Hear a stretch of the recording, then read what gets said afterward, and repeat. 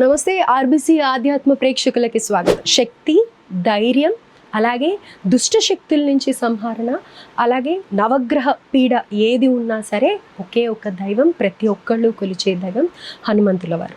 అయితే హనుమంతుల వారి జపం కానీ, లేకపోతే పారాయణ కానీ, అలాగే హనుమ దీక్ష కానీ ఏ విధంగా ఆచరించాలి, కలిగే లాభాలు ఏంటి అనేది బెనారస్ బాబు గారు ప్రస్తుతం మనతో పాటు ఉన్నారు. వారి మాటల్లో విందాం. నమస్కారం గురువు. నమస్తే అమ్మా. గురుగారు, హనుమంతుల వారు అంటేనే అందరికీ తెలుసు, ఎంతో ఆయన ఆకారం చూస్తేనే అర్థమైపోతుంది శక్తివంతంగా ఆయన ఉంటారు. అలాగే ఎలాంటి పీడలు ఉన్నా కానీ తొలగించే దైవం అని అంటే హనుమంతుల వారినే అంటారు. అయితే అన్ని శక్తులు కలగలిసిన హనుమంతుల వారి పారాయణ కానీ, లేకపోతే పూజ కానీ ఆచరించాలి అని అంటే ఏమన్నా నియమాలు ఉన్నాయా? అలాగే ఆడవాళ్ళు చేసుకోవచ్చా? హనుమాన్ దీక్ష కానీ, లేకపోతే పారాయణం కానీ, ఇలాంటివి హనుమంతుల వారి పారాయణ ఎక్కడ జరిగితే అక్కడ హనుమంతుల వారు ఉంటారు అని కూడా అంటూ ఉంటారు.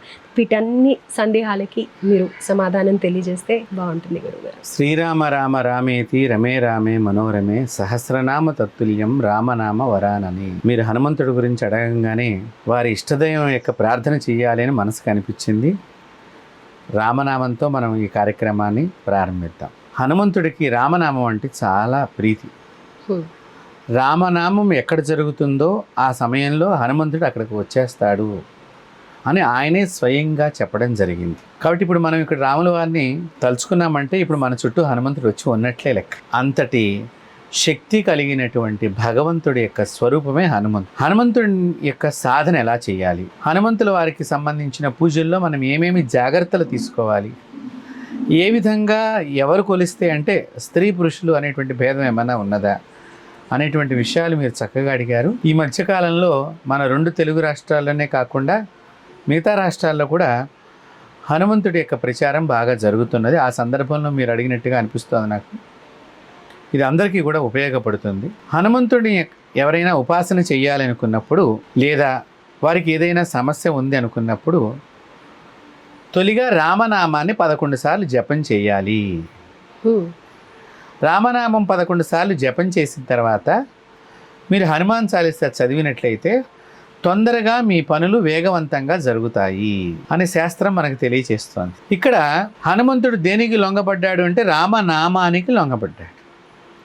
రామ అనేటువంటి శబ్దానికి, రామ అనేటువంటి పదం ఎక్కడైతే వినిపిస్తుందో ఆ వినిపించిన శబ్దానికి ఆయన లొంగిపోయి ఆ భక్తులందరి దగ్గర అతను కూడా నృత్యం చేస్తాడు అని చెప్పేసి మనకి హనుమంతుడికి సంబంధించిన జీవిత గాథలు అనేకంగా మనకు కనిపిస్తున్నాయి. స్వామివారు ఒకానొక సందర్భంలో తులసీదాస్ వారు ఈ హనుమాన్ చాలీసా నిరంతరం చేస్తున్నప్పుడు అక్కడ కాశీలో ఉండేటువంటి ఒక ముస్లిం రాజు తులసీదాస్ వారికి శిక్ష వేశారటమ్మ. అందరూ ఈయనకి దండం పెడుతున్నారు ప్రతిరోజు. ఈయన గొప్పతనం ఏంటి, ఆయన నాకు వచ్చి దండం పెట్టట్లేదు అన్నట్టుగా ఒక కథ చెప్తారు అక్కడ కాశీలో. తీసుకువెళ్ళి జైల్లో పెడదాము, శిక్షిద్దాము అనేటువంటి సందర్భంలో వారు రామనామాన్ని చదువుతూ హనుమంతుడి యొక్క హనుమాన్ చాలీసా పారాయణం చేయంగానే ఒక పెద్ద కోతి ఎక్కడి నుంచి వచ్చిందో రాజుగారి యొక్క ఇంటి లోపలికి ప్రవేశించి ఛిద్రం చేసిందిటమ్మ. దాంతో వారికి భయం వేసి వారిని వదిలేయటము.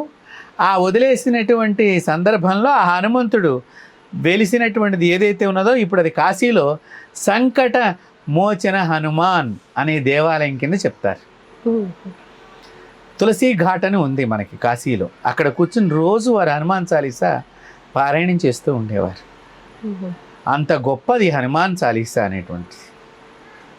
అంతేకాకుండా ఈ హనుమాన్ చాలీసా పారాయణం చేసేవాళ్ళు ఒక 27 రోజులు కానీ, ఒక 41 రోజులు కానీ పారాయణం చేసే సందర్భంలో హనుమంతుల వారి యొక్క సుందరాకాండ పారాయణం చేసిన, లేకపోతే హనుమంతుల వారికి సంబంధించిన బీజాక్షర మంత్రాలు ఉపదేశం తీసుకుని గురువుల ద్వారా ఏదైనా ఉపాసన చేసిన, హనుమాన్ చాలీసానే ప్రధానంగా పెట్టుకుని చేసేటువంటి వాళ్ళందరికీ ఇంతవరకు ఏ ఛానల్లో నేను గమనించలేదు. ఆ విషయాల్ని మన ఆర్బీసీ ఆధ్యాత్మికం ద్వారా మీ అందరి దృష్టికి తెస్తున్నాను. జామకాయలు నైవేద్యం చేయటం మూలకంగా ఒక ఫలితం ఉంటుంది. అంటే ముఖ్యంగా హనుమంతుల వారు అనగానే అరటిపళ్ళు ఎక్కువగా ఇస్తూ ఉంటాం. జామకాయలని నైవేద్యం చేయటం మూలకంగా జామకాయల యొక్క ముక్కల్ని కట్ చేసి హోమం చేయటం మూలకంగా జామకాయలని ఆయనకి నివేదన చేసిన తర్వాత వేరే వాళ్ళకి పెట్టడం మూలకంగా కూడా తిన్నటువంటి వారికి, నివేదన చేసినటువంటి వారికి చాలా దోషాలు తొలగిపోతాయి. ఎందుకని అంత స్పెషల్? ఒక్కొక్క ఫలానికి ఒక్కొక్క రకమైనటువంటి శక్తి ఉంటుంది.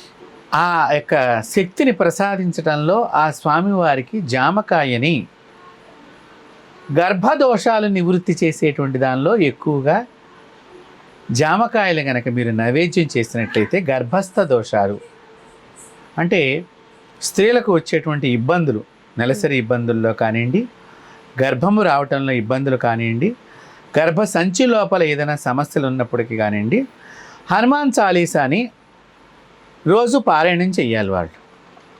ఒక 5 రోజులు, నెలలో 5 రోజులు మినహాయించి రోజు మామూలుగా పారాయణం చేయాలి. ఈ పారాయణం చేసే రోజున ప్రతిరోజు కూడా పారాయణానికి ముందరగా శ్రీరామ జయరామ జయ జయరామ అనేటువంటి నామాన్ని 11 సార్లుగా కానీ, మామూలుగా అందరికీ తెలిసినటువంటి రామనామము శ్రీరామ రామ రామేతి అనేటువంటి మంత్రం కానీ, రామాయ రామభద్రాయ అనేటువంటి నామాన్ని కానీ జపం చేస్తే ఆడవాళ్ళు ఈ పారాయణం అయిపోయిన తర్వాత జామకాయని వారికి నైవేద్యం చేసి, ఇంకా చెప్పాలంటే నైవేద్యం అయిపోయిన తర్వాత జామకాయని ఎలా భోంచేయాలి, జామకాయతో పాటు తేనెను కూడా నివేదించాలి అక్కడ. ఈ తేనెను జామకాయని రెండింటిని నివేదించేసి జామకాయని కట్ చేసి ఈ తేనె కొంచెం రాసుకుని స్త్రీలు కనుక భోంచేసినట్లయితే గర్భం లోపల ఉండేటువంటి సమస్తమైనటువంటి గర్భసంచికి సంబంధించిన దోషాలు చాలా మటుకు తొలగిపోతాయి. అంత శక్తి స్వామివారికి నివేదించిన తర్వాత ఉన్నది. అలాగే మామిడి పళ్ళు, మీకు ఈ మామిడి పళ్ళు వచ్చేసరికి ఆయనే సూర్యుడిని చూసి మామిడి పండు అనుకుని మింగబోయాడనేటువంటిది కూడా ఒక కథనం మనకి అందరికీ తెలిసినటువంటిది. మామిడి పళ్ళని మీరు మామిడి తోటలో కూర్చుని జపం చేస్తూ స్వామివారి మంత్రాన్ని కానీ, స్వామివారి యొక్క చాలీసా కానీ, రామనామం ముందర చెయ్యాలి 27 సార్లు. దాని తర్వాత హనుమాన్ చాలీసా పారాయణం. అలా 41 రోజులు మీరు మామిడి వనంలో కూర్చుని మామిడి పళ్ళు నివేదన చేస్తూ ఉన్న సందర్భంలో మనోసిద్ధి కలుగుతుంది. దీని ద్వారా మనస్సు అవతల వారి విషయాలను తెలుసుకుని సంగ్రహించుకునేంత శక్తిని సంపాదించుకుంటుంది. మనోసిద్ధి అంటే మిమ్మల్ని చూడంగానే మీరు ఎందుకు వచ్చారు, ఏ పని మీద వచ్చారు, ఏ విధమైనటువంటి బాధతో నా దగ్గరికి సంప్రదించడానికి వచ్చారు అనేటువంటి విషయాల్ని తెలియజేస్తుంది మామిడికాయ వనంలో కూర్చొని మామిడి పండుని నివేదన చేయటం మూలకంగా. అంత వాయువేగంగా మనోసిద్ధి కలుగుతుంది. ఇక కదలీ వనంలో కూర్చొని చేసినట్లయితే సాక్షాత్తు శ్రీరాముల వారి దర్శనం కలుగుతుంది.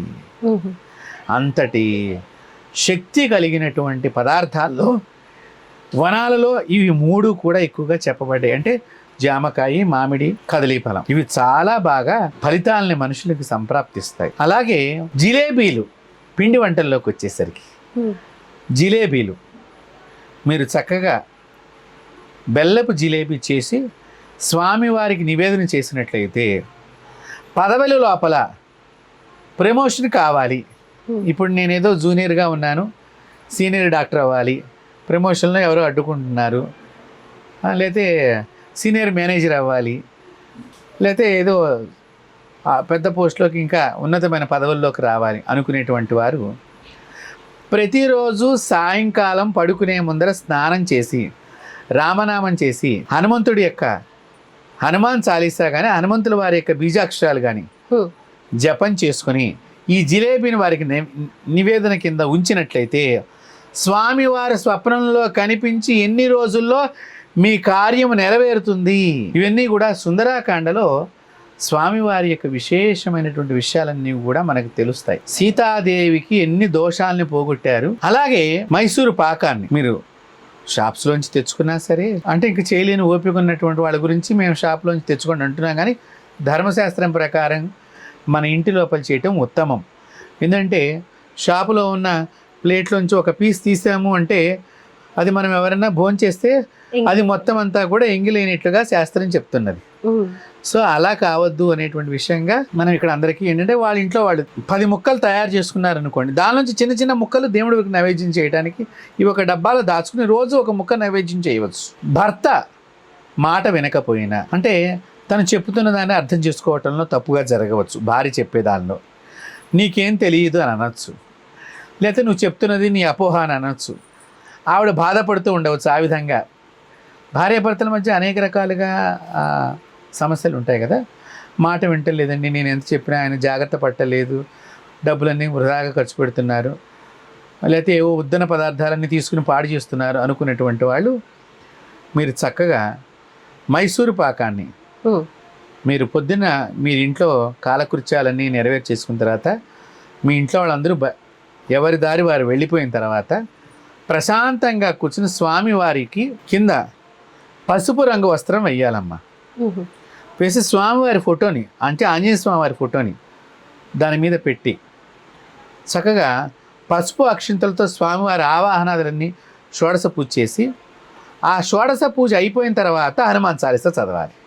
ముందుగా కాదమ్మా, షోడశ పూజ అంతా అయిపోయిన తర్వాత హనుమాన్ చాలీసా రోజుకి 11 సార్లు చప్పున ఇలా 27 రోజులు చేస్తే, ఈ 27 రోజులు చేస్తూ ఈ మైసూరు పాకాన్ని భర్తకి తను తిన్నట్లయితే తన యందు భర్తకి అమితమైన ప్రేమ కలిగి వారి చెడు అలవాట్ల నుంచి దూరం అయ్యే అవకాశం లభిస్తుంది. మరి మధ్యలో ఏదైనా ఆటంకం వస్తుంది, అందుకనే 27 రోజులు మాత్రమే చెయ్యాలి.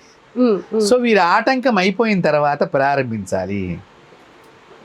5వ రోజు నుంచి చేయవచ్చు. మళ్ళీ అప్పుడు నెల వచ్చే మధ్యలో ఇంకేదన్నా సమస్య వచ్చి మధ్యలో ఆపాల్సి వచ్చింది అనుకోండి, అప్పుడు కూడా మనం దాన్ని ముట్టుకోకుండా ఉండాలి. ఆ వస్త్రాన్ని, ఆ పీఠాన్ని ముట్టుకోకుండా ఉండాలి.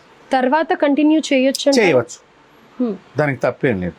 స్త్రీలకి కొన్ని విశేషంగా కొన్నిటికి ఇబ్బందులు ఉంటాయి కాబట్టి శాస్త్రంలో కొన్నిటిని వాటికి ఇది చేశారు శాస్త్రంలో, కాబట్టి వారికి ఏమి దోషం అంటుకోదు. లేదా పిల్లల చేత రోజు దీపం పెట్టించి వారి దూరం నుంచి గమనిస్తూ ఉంటే సరిపోతుంది. ఇక్కడ అఖండ దీపం అలాంటిది ఏమన్నా పెట్టాలా? లేదు, మామూలుగా దీపాన్ని పెట్టుకుంటే సరిపోతుంది. అఖండ దీపము అనేటువంటిది పెట్టుకోవాలి అంటే కొన్ని ఇంకా జాగ్రత్తలు, నియమాలు, అంటే మీరు ఎన్ని పద్ధతులను ఎక్కువగా పాటిద్దామన్న కొద్దికి నియమాలు పెరుగుతూ ఉంటాయి.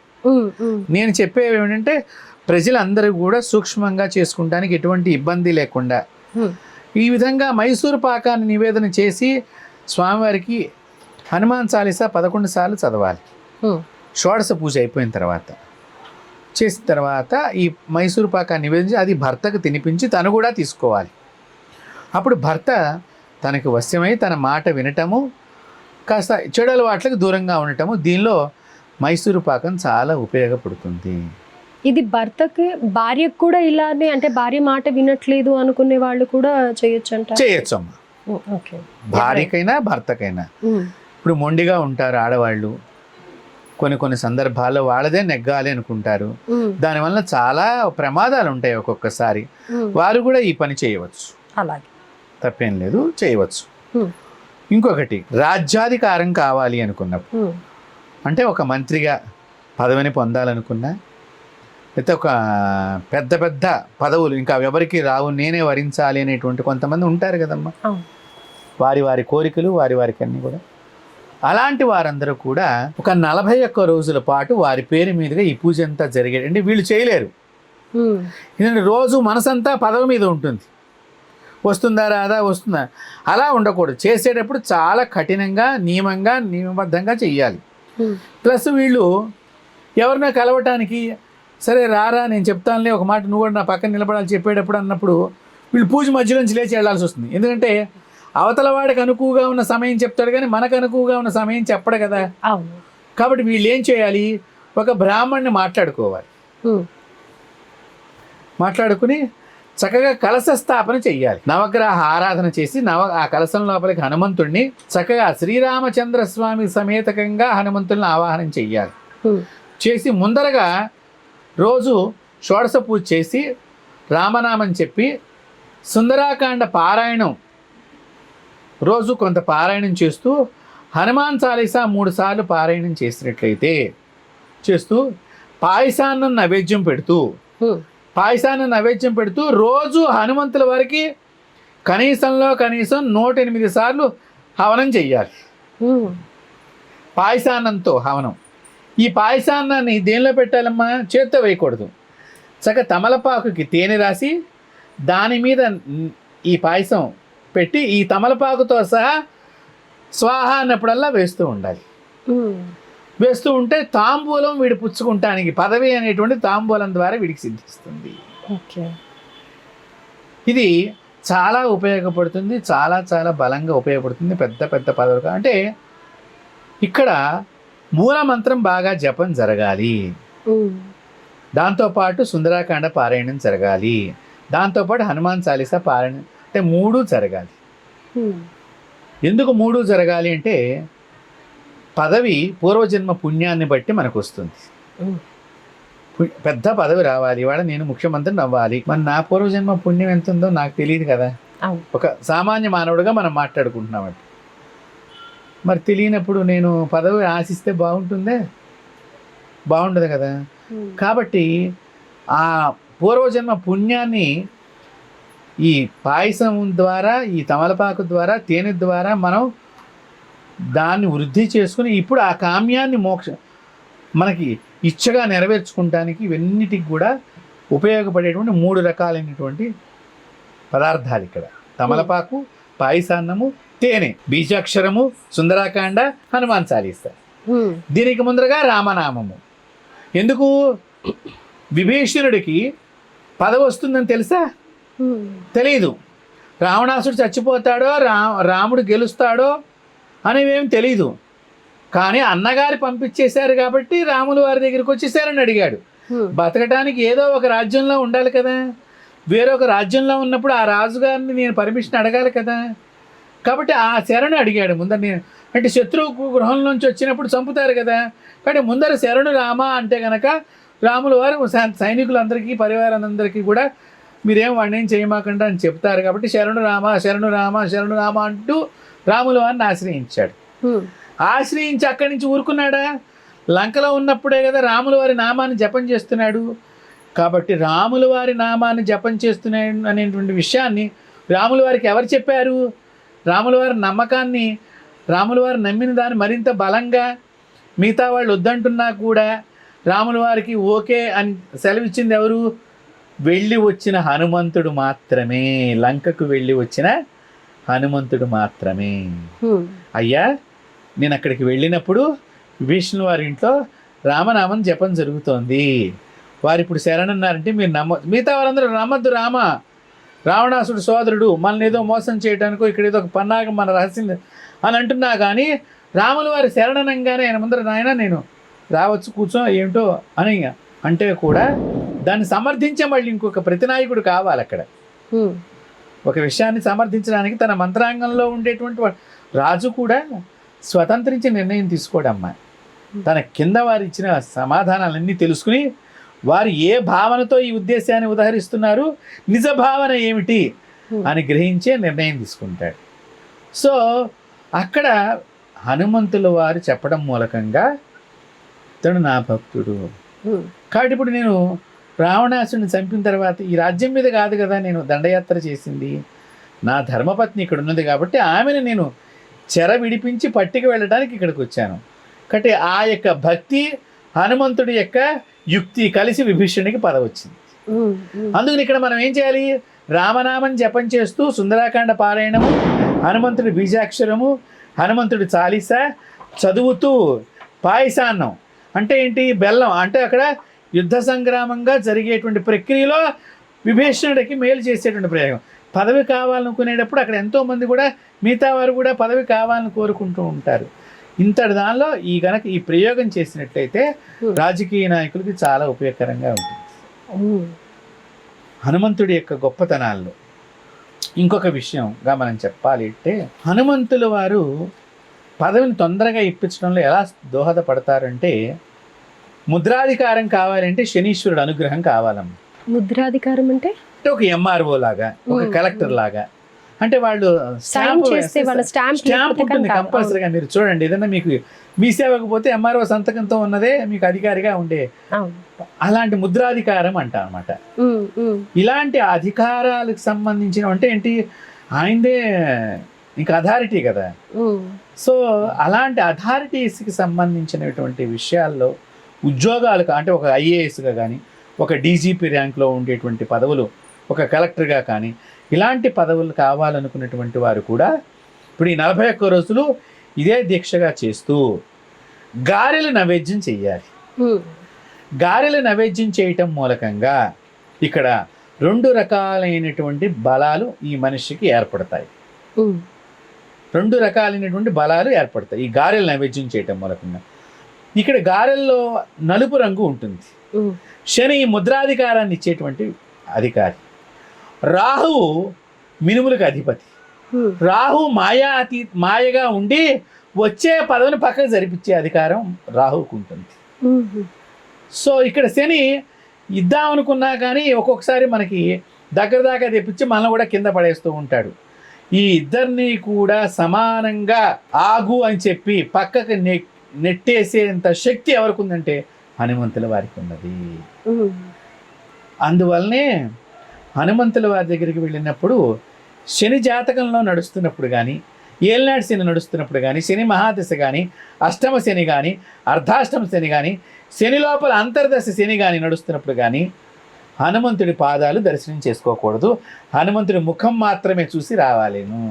అవును ఎందుకంటే శనీశ్వరుని పాదాలతో తొక్కేశాడు.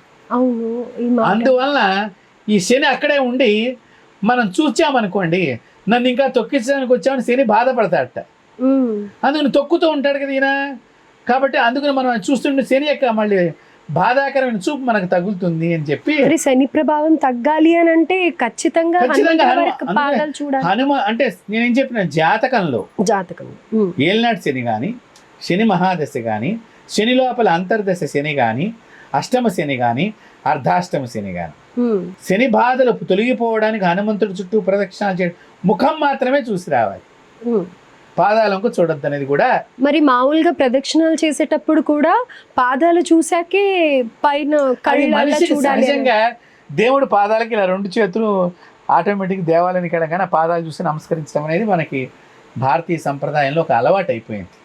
ఓకే. ఎందుకంటే మనం పెద్దవాళ్ళకి దండం పెడతాం పాదాలకి మొట్టమొదటిగా. ఇంట్లో ఉన్న అమ్మా నాన్నకి, భార్య భర్తకి దండం పెడతాం, పిల్లలు తల్లిదండ్రులకు దండం పెడతాం, తాతలకు మనవాళ్ళందరూ మనవరాళ్ళందరూ దండం పెడతాం, గురువులకి పిల్లలందరూ కూడా, విద్యార్థులందరూ కూడా నమస్కారం చేయటం, ఎవరైనా పెద్దవారు వచ్చినప్పుడు కూడా నమస్కరించడం అనేటువంటిది మనకు 2 చేతులు వెళ్ళే అలవాటు మొదటి నుంచి భారతీయుల యొక్క సంస్కారం. కాబట్టి అది భగవంతుడి దగ్గరికి వెళ్ళి అయినా కూడా వెంటనే పాదాలను చూసి నమస్కరించడం అనేది మనకి అచేతనంగా జరిగిపోయే ప్రక్రియ. కాబట్టి అలాంటి ప్రక్రియలో ఈ శని ప్రభావం ఉన్నట్టు జాతకంలో ఉన్నవాడు పాదాలు చూడకుండా ఉంటే మంచిది అనేటువంటిది ఒక తంత్ర ప్రయోగంలో ఒక విధానం అది. ఇప్పుడు నేను ఇక్కడ మీకు మంత్రము, తంత్రము, యంత్రము 3 పద్ధతుల్ని కలిపి చెప్తున్నా నేను. ఈ విధంగా హనుమంతుడిని కనుక ఆరాధన చేసినట్లయితే అనేక రకాలైనటువంటి దోషాలు తొలగిపోతాయి. ఇంకా చెప్పాలి అంటే మీకు బాగా మొండి కేసు తెగటలేదు, కోర్టు లావాదేవీలు కూడా, అది ఏదైనా సరే మొండి విషయం, కోర్టులకు సంబంధించింది కానివ్వండి, ఆస్తి తగాదాలు కానివ్వండి, అన్నదమ్ముల మధ్య కానీ, అప్పచెల్లెళ్ళ మధ్య కానీ, అన్నా చెల్లెళ్ళ మధ్య కానీ, మిత్రుల మధ్య కానీ, వ్యాపార లావాదేవీల్లో కానీ బాగా మొండిగా ఉన్నది. ప్రతిరోజు హనుమాన్ చాలీసా చదవాలమ్మా. 41 రోజుల పాటు. 41వ రోజు గుడికి వెళ్ళాలి, గుర్తుపెట్టుకోండి. 41వ రోజు మాత్రమే వెళ్ళాలి, ముందర వెళ్ళకూడదు. రోజు హనుమాన్ చాలీసా చదవాలి. చదివి 41వ రోజు ఒక్కొక్క సెట్టు కింద, అంటే నేను ఇప్పుడు సెట్టు కింద అంటే కొన్ని పదార్థాలు చెప్తాను, 21 సెట్లు పెట్టుకోవాలమ్మా. 21 సెట్లు అంటే తమలపాకులు ఒక్కొక్క సెట్టుకి 2 ఆకులు ఉండాలి. దానిలో ఒక కదలీ ఫలం అంటే అరటిపండు, ఒక ఖర్జూర ఫలం, 2 ఒక్కలు, 2 తమలపాకులు, ఒక అరటిపండు, ఒక ఖర్జూర ఫలము, 2 ఒక్కలు, ఒక రూపాయి కాయిను పెట్టుకుని 21 సెట్లుగా ఇలా పెట్టుకుని 41వ రోజు ఇవన్నీ ఒక తట్టలో పెట్టుకుని స్వామివారికి సమర్పణ చేసినట్లయితే మీ యొక్క కేసు దిగ్విజయం అవుతుంది. మీ లావాదేవీలో మీకు శుభం కలుగుతుంది, మీ పక్షాన తీర్పు వస్తుంది, వ్యాపారంలో మీ లాభం. ఇప్పుడు మనం 10 సంవత్సరాల తర్వాత మనం లాభం తీసుకున్నా తక్షణం ₹1 తక్కువ వచ్చినా మనకి ఇప్పుడు తీసుకున్నా ఏది బాగా లాభం అమ్మా మనకి?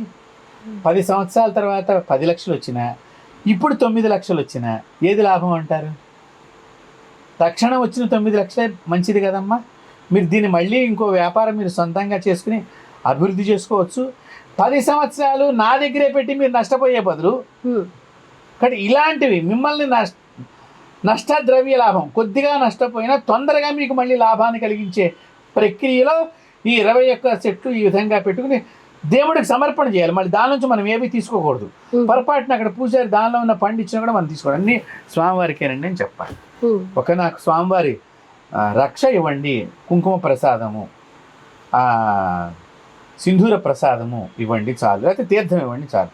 మనం ఇచ్చిన వాటిని మనం తీసుకో అంటే ఏంటి, మన సంబంధించినటువంటి పూర్వజన్మ ఎవరికైతే రుణపడి ఉన్నామో ఆ రుణగ్రస్తమైనటువంటిది మనం తీర్చకుండా మరణించిన, స్వార్థము చేత తీర్చకుండా వాడిని ఏడిపించి ఉన్నా, ఈ జన్మలో మనకి రుణం ఎక్కడి నుంచో డబ్బు రాకుండా మనం పీడింపబడతాము, కోర్టుల్లో లావాదేవీలు ఇలాంటి సమస్యలన్నీ ఈ జన్మకు వస్తాయి. సో స్వామివారికి ఆ జన్మవన్నీ లెక్క కట్టి ఇప్పుడు మనం ఇచ్చేస్తున్నట్లే లెక్క. సో 21 సెట్లు పెట్టుకోవాలి. ఇలా యాదగిరిగుట్ట పాతగుట్ట లక్ష్మీ నరసింహస్వామి దగ్గరగా హనుమంతుడు ఉంటాడమ్మా. ఆ స్వామి వారికి సమర్పణ చేస్తే తొందరగా పనవుతుంది. మన తెలంగాణలో అతిపెద్ద క్షేత్రము యాదగిరిగుట్ట లక్ష్మీ నరసింహస్వామి. పైన క్షేత్రం కాకుండా కింద క్షేత్రం దగ్గర పాతగుట్ట లక్ష్మీ నరసింహస్వామి ఉంటారు. అక్కడ హనుమంతుడు ఉన్నాడమ్మా. అక్కడ సమర్పణ చేస్తే ఇంకా తొందరగా పనులు అవుతాయి. కాకపోతే 41 రోజులు హనుమాన్ చాలీసా దీక్షగా చదవాలి. ఒక్కరోజు కూడా విఘ్నం కాకూడదు. అంటే దీక్ష నియమాలు అన్ని పాటించాలి. దీక్షా నియమాలన్నీ దీక్ష అంటేనే నియమం ఉన్నది. అంటే ఏంటి, తీసుకోకూడని పదార్థాలు తీసుకోకూడదు, తినకూడని పదార్థాలు తినకూడదు, తాగకూడని పదార్థాలు తాగకూడదు, బ్రహ్మచర్యము, భూశయనము. ఏమండి మేము నడువు నొప్పి ఉంది అన్నప్పుడు చెక్క బెంచి మీద పడుకోండి, తప్పులేదు. కొత్త దుప్పటి వేసుకుని చెక్క బెంచి మీద పడుకోవాలి. అలాగే అప్పుడు ఈ యొక్క దోషం ఉండదు. పడుకున్న మంచం మీద మళ్ళీ ఇంకొకరు పడుకోకూడదు, మీరు ఒక్కళ్ళే పడుకుని ఉండాలి. దాని మీద కూర్చుని భోజనం చేయకూడదు, దాని మీద కూర్చుని టిఫిన్ చేయకూడదు, వేరే వాళ్ళు వచ్చి పొరపాటు అయినా కూర్చోకూడదు. దీక్ష అంటే ఇంత విధంగా ఉన్నది. అంటే ఏంటి, నీతో పాటు భగవత్ శక్తి నీ లోపలికి ప్రవేశిస్తుంది. ఈ 41 రోజులు నువ్వు జపం చేయటం మూలకంగా స్వామివారు ఎప్పుడు వస్తాడా ఎదురు చూస్తూ ఉంటాడు. ఆ చూసే వాడి దగ్గర నువ్వు వెళ్ళాలి అంటే నీలో ఉన్న కర్మంతా వదిలించుకుని వెళ్ళంగానే నీ కోరిక నెరవేరగా. కాబట్టి ఇక్కడ నియమము ఉల్లిపాయి, వెల్లుల్లిపాయి, ములక్కాయి ఇత్యాదివన్నీ కూడా విసర్జన చేయాలి దీక్షలో. కొంతమంది అయితే వంకాయను కూడా వదిలేస్తారు దీక్షలో. అంటే కొన్ని కోరికల్ని తమో గుణానికి సంబంధించిన కూరగాయల్లో కూడా లక్షణాలు ఉంటాయి కాబట్టి దీక్షలో ఉన్నప్పుడు కొంత ఎక్కువగా పాటిస్తే బాగుంటుంది అని చాలామంది పాటిస్తూ ఉంటారు. అలాగే అంటే ఈ హనుమాన్ చాలీసా చదవటము, దాని పారాయణంలో ఈ విధంగా చేయటంలో చాలా గొప్ప రహస్యాలు దాగి ఉన్నాయి. ఈ హనుమంతుడి పాదాలు కింద శనీశ్వరుడు ఉండటము, అలాగే విభీషణుడికి ఎలాగైతే తను చెప్పడం మూలకంగా విభీషణుడికి అక్కడ రాముల వారి దగ్గర గొప్ప ఆదరణ కలిగిందో, మనం కూడా మన యొక్క సుపీరియర్ ఆఫీసర్ దగ్గర మన యొక్క ఆదరణ మనకి పెరగాలి అంటే హనుమాన్ చాలీసా కానీ, హనుమంతుడికి సంబంధించిన సుందరాకాండ కానీ, హనుమంతుడి యొక్క బీజాక్షరాలు కానీ చాలా ఉపయోగపడతాయి. అంతేకాకుండా హనుమంతుల వారి యొక్క జపం చేసే సందర్భంలో మీరు గమనిస్తే గనక ఒక్కసారి హనుమంతుడిది మీరు తదేకమైన దీక్షతో ప్రతిరోజు మీరే స్వయంగా పువ్వులని మాల కట్టి చూడండి. తదేకమైన దీక్ష అంటే దీనికి మామూలుగా ఉండటమే. ఈ తదేకమైన దీక్ష అంటే మనసంతా హనుమంతుడి మీద ఉండాలి. ఆహారం మామూలుగా మీ ఆహారం మీరు తీసుకోవచ్చు, అంటే మాంసాహారాలు కాకుండా మామూలుగా ఇలా మీరు ప్రతిరోజు పూలమాల స్వామివారి గురించి కట్టాలి. ఈ కడుతున్న సందర్భంలో ఇలా ముడి వేస్తున్నప్పుడల్లా శ్రీరామ జయం అంటూ కానీ, లేకపోతే జై శ్రీరామ్ అనుకుంటూ కానీ రామనామం జపం చేసుకుంటూ ఆ పూలమాల కట్టి పూలమాలని దేవాలయానికి తీసుకువెళ్ళి స్వామివారికి సమర్పణ చేయటం మూలకంగా శీఘ్రంగా వివాహం జరుగుతుంది. అంటే వరమాల జరుగుతుంది వీళ్ళకి. ఎందుకు ఈ శ్రీరామ అనాలంటే మాల కడుతున్న సందర్భంలో ముడిమడికి రామనామం ఉన్నది. ఈ రామనామము చేత మన బాధల్ని ఆయన తొందరగా, ఇది కొద్ది రోజులు అలా చేస్తూ ఉండాలి. అందుకని దీనికి ఆహార నియమాల్లో ఒక మాంసాహారము, తీసుకోకూడని ద్రావకాలు లాంటి పదార్థాలు కొన్ని, మనం ఇప్పుడు నేను ఉచ్చరించకూడదు వాటి పేర్లు కాబట్టి అలాంటివి తీసుకోకుండా ఇది చేయటం మూలకంగా కూడా శీఘ్ర వివాహం హనుమంతుడి యొక్క జీవితంలో మనకి తొందరగా శీఘ్రమైనటువంటి వివాహ ప్రస్తావన కూడా ఉన్నది. అయితే గురుగారు హనుమాన్ దీక్ష కానీ హనుమంతుల వారికి కానీ చాలా మటుకు తమలపాకు మాల వేస్తూ ఉంటారు. దాని మీద జై శ్రీరామ్ అని రాసి దీక్షలో ఉన్న వాళ్ళు కూడా ఇలాగే 11 రోజులు కానీ 21 రోజులు కానీ ఈ తమలపాకు మాల సమర్పిస్తూ ఉంటారు. అయితే తమలపాకు మాల ఏ సందర్భంలో ఇవ్వాలి, దానివల్ల ప్రాముఖ్యత ఏంటంటారు? తమలపాకుల మాలని మనము చక్కగా రాముల వారి యొక్క నామం రాస్తూ భక్తి ప్రవృత్తులతో మాల కట్టి స్వామివారికి వేయటం మూలకంగా దీని లోపల చక్కని సింధూరం డబ్బాని ముందర తెచ్చుకోవాలి మనం. ఆ సింధూరాన్ని ఒక చిన్న బౌల్లో స్నానం చేసి, ఇదంతా కూడా స్నానం చేసి చేయాలమ్మ.